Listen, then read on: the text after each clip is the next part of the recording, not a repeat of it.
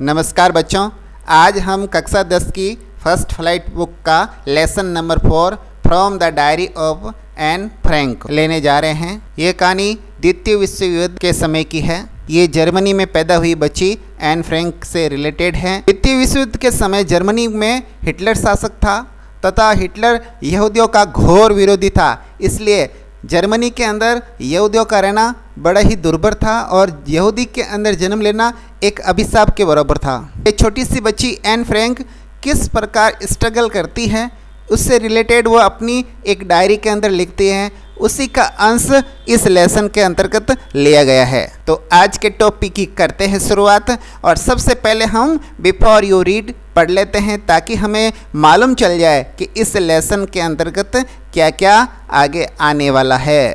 एनालिस Mary Anne Frank 12 जून 1929, ये तो इसका बर्थ है। एंड इसकी डेथ फरवरी मार्च 1945, यानी मात्र 16 साल की एज में ही इसकी डेथ हो जाती है। Was a German born Jewish girl who wrote while in hiding with her family and for friends in Amsterdam during the German occupation of the Netherlands in World War II.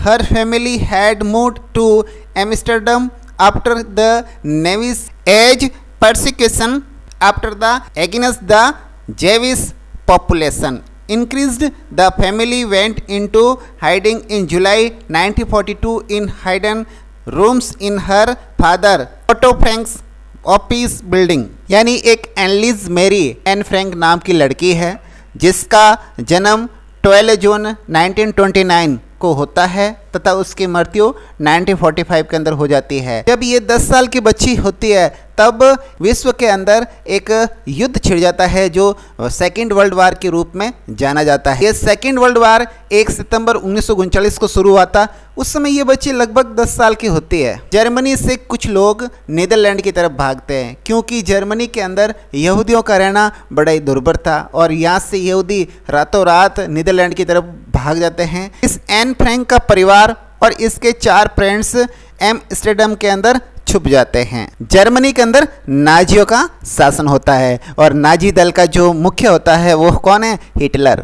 धीरे धीरे इन नाजियों का शासन Amsterdam और Netherlands तक भी पहुंच जाता है। ये लोग बड़े क्रूर होते हैं और इन लोगों पर बड़े ही अत्याचार करते हैं। एक शब्द आया है परसिक्यूशन, जिसका मतलब होता है उत्पीड़न करना या अत्याचार करना। 1942 की बात है कि एन फ्रैंक के पिता ऑटो फ्रैंक का कार्यालय होता है, ऑफिस होता है। वहाँ पर एक गुप्त कमरे के अंदर ये लोग छिप जाते हैं। आफ्टर 2 years इन हाइडिंग, यानी लगभग 2 साल छिप जाने के बाद group was betrayed and transported to the concentration camp system where Anne died of typhoids in Bergen Belsen. ये एक वहाँ का स्थान जगह है। वहाँ पर उसकी बहन मार्गोट फ्रैंक, उसका देहांत हो जाता है, निधन हो जाता है।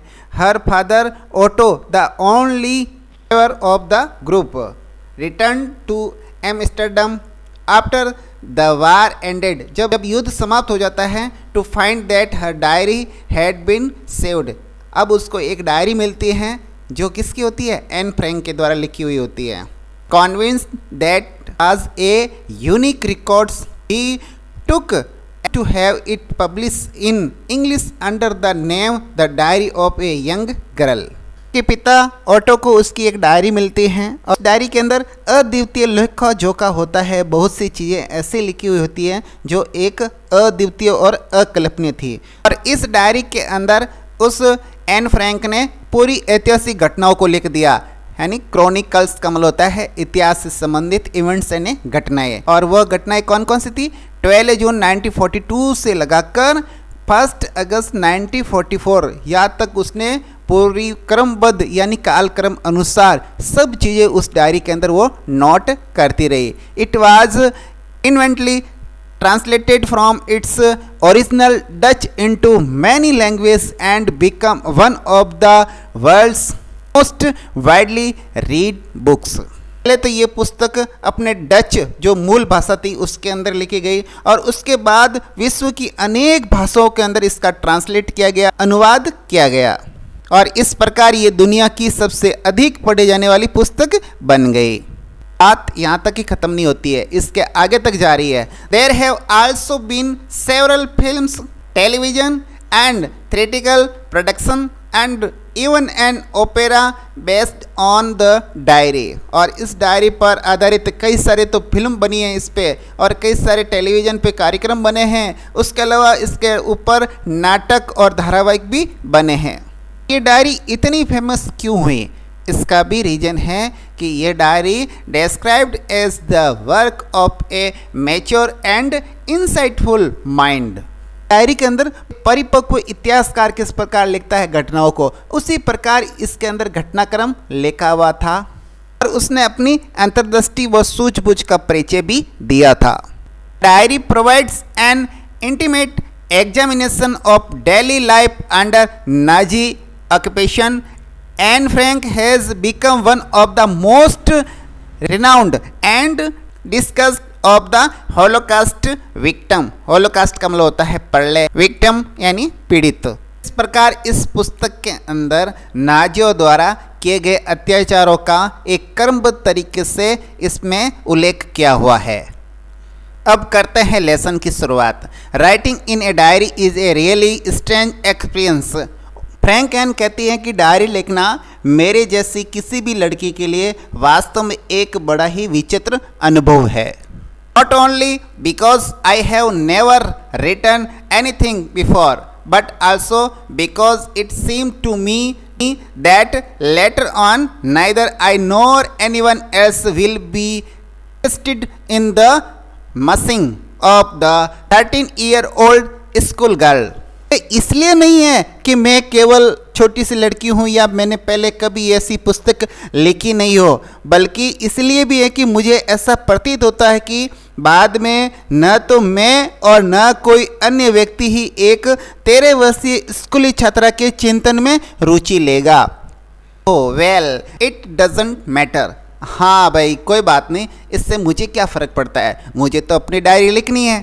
I feel like writing and I have an even greater need to get all kinds of things off my chest। मैं तो बस लिखना चाहती हूँ, दिल के अंदर जो भी दुख दर्द है वो मैं बाहर निकाल के इस पन्नों पर उतार दूँ और मेरे दिल का बोझ हल्का हो जाए। और कुछ हार्ड मीनिंग्स हैं वो भी ले लेते हैं साथ ही साथ। जैसे इसके अंदर एक डायरी आई है। डायरी का अर्थ ये होता है कि हम डेली रूटीन में कोई चीज़ लिखते हैं, नोट करते हैं, उसको डायरी कहते हैं। आपके घर के अंदर भी डायरी हो सकती हैं, जैसे आप डेली कोई हिसाब रखते हो या दूध वगैरह का हिसाब भी रख सकते हो, तो इस प्रकार एक डायरी होती है, इसलिए शब्द आया है। और रियली वास्तव में स्ट्रेंज यानी अजनबी या विचित्र, और एक्सपीरियंस का मतलब होता है अनुभव, संबंध यानी कोई, नेवर यानी कभी नहीं। यहाँ पर एक शब्द आया है म्यूसिंग, इसका मतलब होता है चिंतन, और इंटरेस्टेड का मतलब होता है रुचिपूर्ण। चेस्ट, चेस्ट का मतलब होता है सीना या दिल। अब बढ़ते हैं आगे। Paper has more patience than people. इस लाइन के अंदर क्या बताया है कि पीपल यानी लोग, लोगों से भी ज़्यादा पेशेंस यानी धैर्य किसके पास है? पेपर के पास। पेपर अपना कभी धैर्य नहीं खोता है तथा अपनी बात आगे तक पहुंचा देता है। यही बात इस लाइन के अंदर लेखक समझाना चाह रहा है। I thought of this saying on one of those day when I was feeling a little depressed and was sitting at home with my chin in my hands. यहाँ पर कुछ वर्ड्स हैं, जैसे डिप्रेस, इसका मतलब होता है उदास होना, सिटिंग यानी बैठा होना, और चिन का मतलब होता है ठोड़ी, और हैंड्स का मतलब होता है हाथ। मैं इस कहावत पर उन दिनों पर विचार किया, उन समय मैंने भी इस बात पर जोर, क्योंकि मैं भी उस समय थोड़ी सी निराशा अनुभव कर रही थी। जो कहावत है वो मैं क्यों कह रही हूँ, क्योंकि उस समय मैं भी थोड़ी डिप्रेशन या निराश हो चुकी थी। ठोड़ी को अपने हाथों के बीच में पकड़कर बैठ जाती थी। आपने भी देखा होगा, एक निराश व्यक्ति होता है, उदास व्यक्ति होता है, वो उखड़ू बैठ जाता है और दोनों पैरों और दोनों हाथों के बीच में अपनी ठोड़ी को डालकर बैठ जाया करता है। यहाँ पर लिस्टलेस का मतलब होता है निराश, और बोर्ड, BORED, बोर्ड का मतलब होता है ऊब जाना। मैं भी अपने जीवन से ऊब चुकी थी, निराश हो चुकी थी। लिस्टलेस को यहाँ पर भी एक्सप्लेन किया गया है विथ नो एनर्जी और इंटरेस्ट, यानी किसी प्रकार की कोई ऊर्जा या रुचि नहीं होना। Wondering whether to stay in or go out, और मैं बार बार ये सोच रही थी। वंडरिंग का मतलब होता है सोच विचार करना, सोचना। वो जहाँ पर बैठी थी वहाँ से वो उब चुकी थी, निराश हो चुकी थी, और उसके मन के अंदर बार बार ये आ रहा था कि मैं यहीं बैठूं या बाहर चले जाऊं।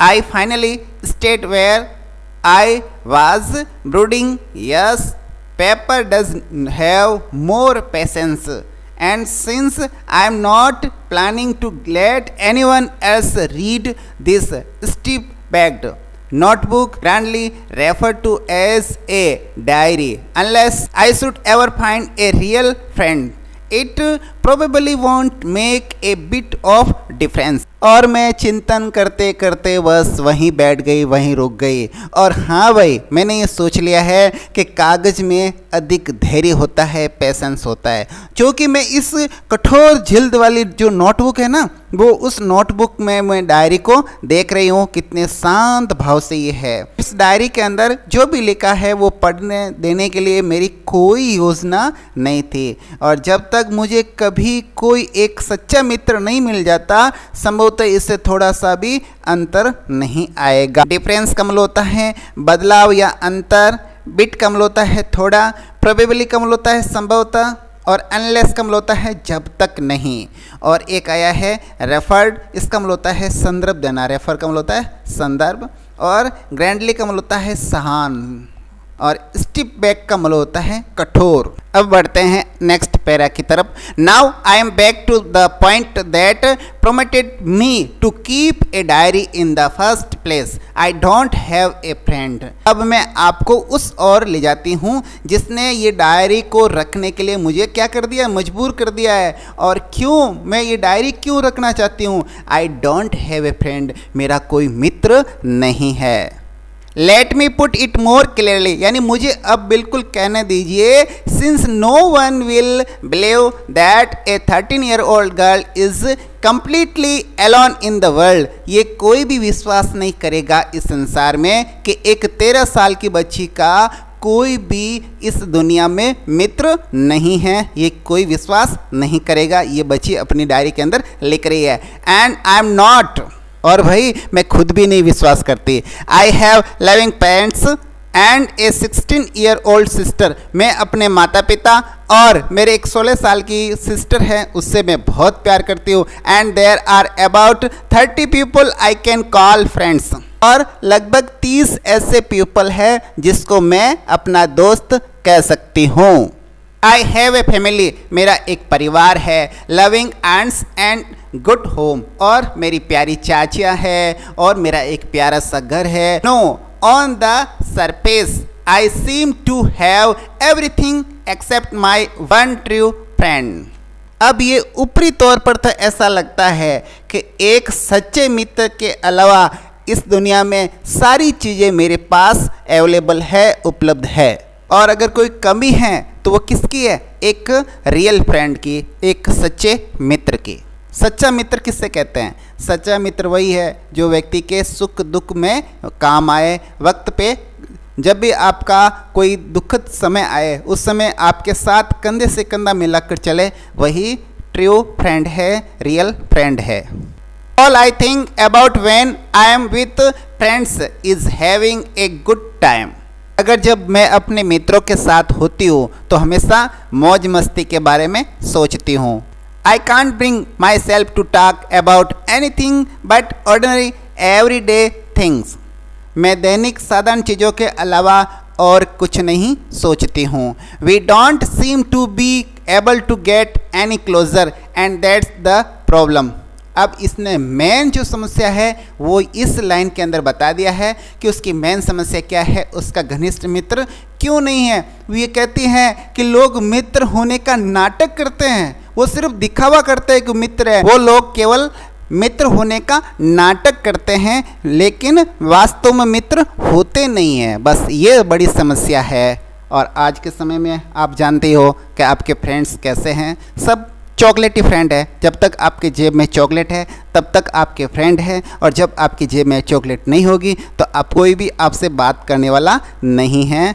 मेरे प्यारे बच्चों, ये आज के समय का रियल इवेंट्स है। Maybe it's my fault that we don't confide in each other.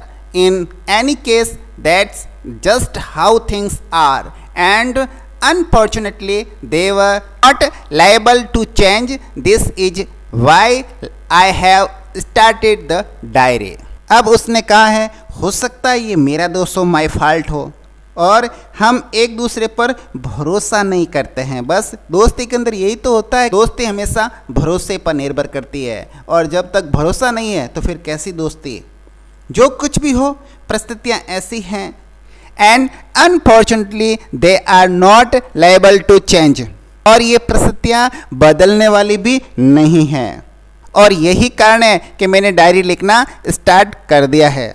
यहाँ पर कुछ वर्ड्स हैं, जैसे लायबल, इसका मतलब होता है उत्तरदायी या अधीन। एक शब्द है अनफॉर्चुनेटली, अनफॉर्चुनेटली का मतलब होता है दुर्भाग्य। यहाँ पर ये ऑपोजिट है फॉर्चुनेटली का, यहाँ पर जो अन शब्द लगता है ये इसका ऑपोजिट वर्ड हो जाता है। और एक शब्द यहाँ पर आया है फाल्ट, FAULT, फाल्ट का मतलब होता है दोष। एक शब्द आया है यहाँ पर कॉन्फाइड, कॉन्फाइड का मतलब होता है भरोसा, यानी किसी पर भरोसा जताना। To enhance the image of this long awaited friend in my imagination, I don't want to jot down the fact in this diary the way most people would do. यहाँ पर एक शब्द आया है इनहेंस, इनहेंस का मतलब होता है इम्प्रूव यानी सुधार करना। इमेज का मतलब होता है आपकी जो छवि होती है उसको इमेज कहते हैं। एवेटेड का मतलब होता है प्रतीक्षित, जिसकी हमेशा प्रतीक्षा की जाती है। और अगला शब्द है इमेजिनेशन, इमेजिनेशन का मतलब होता है यहाँ पर कल्पना करना, फैंसी। अपनी कल्पना में इस चीर प्रतीक्षित मित्र की छवि में वृद्धि करने के लिए मैं इस डायरी में उन तथ्यों को जल्दी में संक्षेप में लिखना चाहती हूँ, या जो फैक्ट है, फैक्ट का मतलब होता है तथ्य। But I want the diary to be my friend and I am going to call this friend Kitty. और मैं चाहती हूँ कि ये डायरी मेरा फ्रेंड्स बने, मित्र बने, और मैं इस डायरी और मेरे फ्रेंड का नाम क्या रखना चाहती हूँ, किटी। अब वो अपनी डायरी का नाम क्या रख लेती है, किटी रख लेती है। अब आज हम इस लेसन को यहीं समाप्त करते हैं, और अगले वीडियो तक के लिए हम आपसे लेते हैं आज्ञा। नमस्कार, वंदे मातरम, जय हिंद।